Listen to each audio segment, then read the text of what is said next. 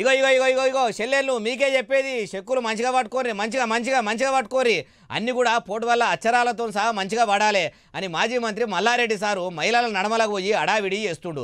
ఏం చెక్కులు వంచి పెడుతుండ్రు, వరద బాధితులకు కూడా సాయం చెక్కులు రాసి వంచి పెడుతున్నాడు. ఎట్లా ఏది మనం కూడా చూద్దాం పారి. మళ్ళా ఉన్నావు అయ్యా ఇక మొదలుపెట్టు పర్ఫార్మెన్స్.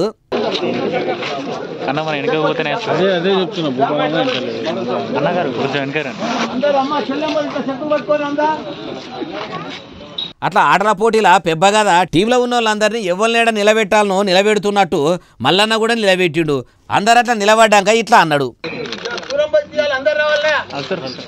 అంతమందిని అంత కష్టపడి నిలబెడితిని, నా కష్టం అంతా ఏడ ఉత్తదవుతుందో అని అందరు వచ్చేటట్టు పోటుబ కూడా తీయాలని అనుకొచ్చిండు. పోటుబలు వీడియోలు దిగుడు అయిపోగానే ఆడేళ్లతోని మాట కలిపిండు ఈటెల సారు.